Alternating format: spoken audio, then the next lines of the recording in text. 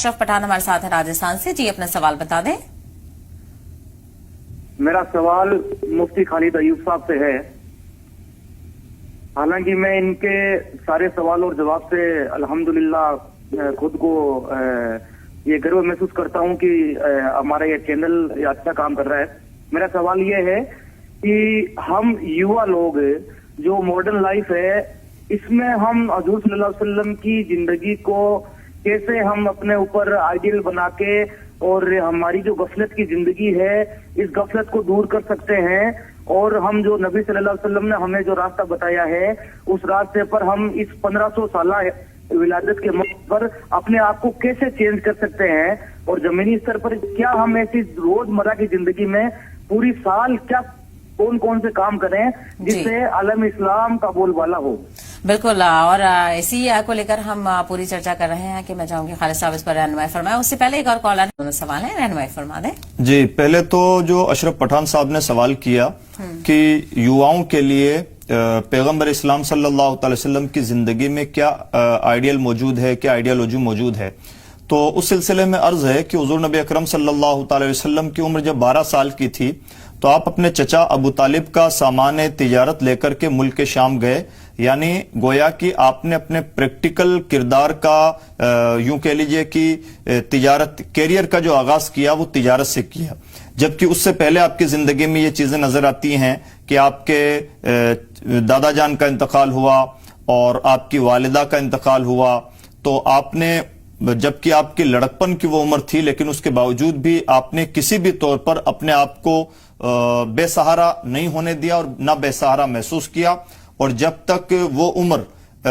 آپ نے گزاری اپنے اہل و عیال اپنے رشتہ داروں کا بے پناہ خیال رکھا، اور جب جیسے ہی عمر تھوڑا سا آگے بڑھی 12 سال کی عمر آج کے اعتبار سے ہم سوچیں تو کوئی بہت بڑی عمر نہیں ہوا کرتی، لیکن اس وقت ذمہ داری کا اتنا احساس کہ اپنے چچا کے ساتھ وہ چونکہ بزنس مین تھے تو ان کے ساتھ ان کا سامان سفر لے کے جا رہے ہیں، یہ واقعتاً بہت بڑی بات ہے. اسی دوران ایک واقعہ یہ پیش آیا کہ مکہ مکرمہ میں کوئی شخص تھا، مکہ مکرمہ کی منڈی کی اپنی ایک حیثیت تھی، اس لیے وہاں پر کوئی شخص آیا اور مکی آدمی نے اس کا سامان خریدا اور پیمنٹ نہیں کیا، تو وہ مارا مارا پھرتا رہا، اس کا کوئی پرسان حال نہ تھا. پیغمبر اسلام صلی اللہ تعالی وسلم تک جب یہ خبر پہنچی تو آپ نے اسے اس کا حق دلایا، اور آئندہ آپ نے نوجوانوں سے ایک عہد کیا کہ ہم یہ عہد کرتے ہیں کہ آئندہ مکہ میں کسی پر کوئی بھی ظلم و زیادتی کرے گا تو ہم اس کا سپورٹ کریں گے، تو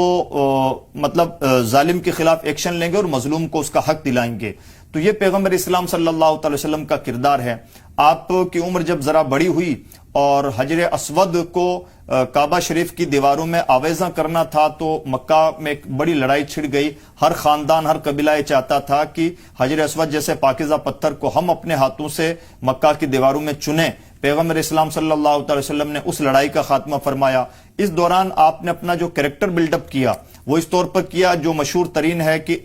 مکہ والوں سے آپ نے گویا اس بات کا سرٹیفکیٹ لے لیا تھا کہ محمد جیسا سچا اور امانت دار آدمی کوئی نہیں ہے. تو یہ پیغمبر اسلام صلی اللہ تعالی وسلم کی جوانی کی زندگی ہے جس میں آپ خدمت خلق کرتے ہوئے نظر آتے ہیں، انسانیت کا مداوا تلاش کرتے ہوئے نظر آتے ہیں، بزنس کرتے ہوئے نظر آتے ہیں، اپنی انرجی کا اپنی نوجوانی کا بھلا استعمال کرتے ہوئے نظر آتے ہیں. ہمارے نوجوانوں کو بھی چاہیے کہ سوشل میڈیا اور یوں کہہ لیجئے کہ گلیمر وغیرہ کی دنیا سے اوپر اٹھ کر کے وہ پریکٹیکل لائف جینا سیکھیں اور گراؤنڈ لیول کے جو ایشوز ہیں ان ایشوز کو ڈسکس بھی کریں، انہیں سمجھیں، اور اگر گراؤنڈ لیول پر کچھ پرابلمز ہیں تو ان پرابلم کا سولوشن نکالنے کی کوشش کریں. یہ نوجوانوں کے لیے ایک اہم ترین میسج ہے.